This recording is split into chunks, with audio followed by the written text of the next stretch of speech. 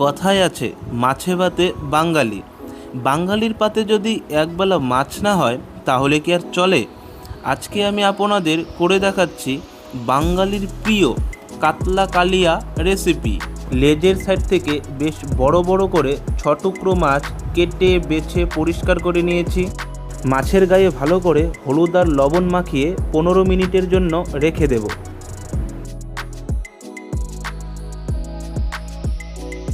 গরম কড়াইয়ে দিয়ে দেব রিফাইন অয়েল।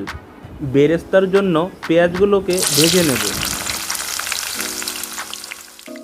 কিছুক্ষণ পর যখন পেঁয়াজগুলো ব্রাউন কালার হয়ে আসবে তখন নামিয়ে নেব। সামান্য লবণ, হলুদ গুঁড়ো মিশিয়ে নেব। এক এক করে মাছগুলোকে গরম তেলের মধ্যে দিয়ে দেব।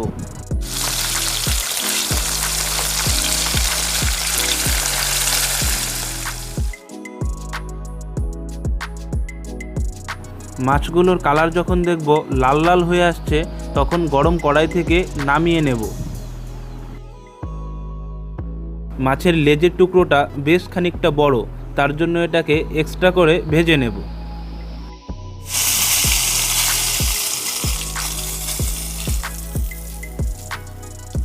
মাছ ভাজা তেলে দিয়ে দেব তেজপাতা, গোটা গরম মশলা, 2-3টে শুকনো লঙ্কা, বেটে রাখা শুকনো লঙ্কা সব কিছুর সাথে মিশিয়ে নেব। আদা পেস্ট, রসুন পেস্ট, পেঁয়াজ পেস্ট, সামান্য পরিমাণে কাঁচা তেজপাতা বাটা, পরিমাণ মতো হলুদ গুঁড়ো, স্বাদ মতো লবণ।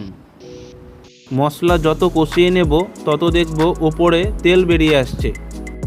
কিছুক্ষণ পর টক দই মশলার সাথে ভালো করে মিশিয়ে নেব। মশলার গ্রেভি যখন ভালো করে কষানো হয়ে যাবে ঠিক তখন পরিমাণ মতো জল ঢেলে দেব। ফাটিয়ে রাখা কাঁচা লঙ্কা, জল দেবার 10 মিনিট পর একে একে ভাজা মাছের পিসগুলো দিয়ে দেব।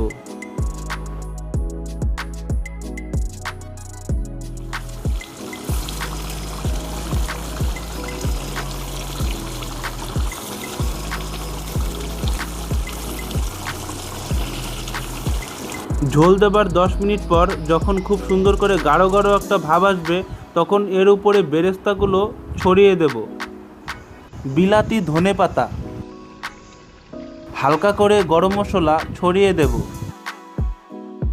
কড়াই থেকে এখন মাখা মাখা কাতল কালিয়া নামিয়ে নেব।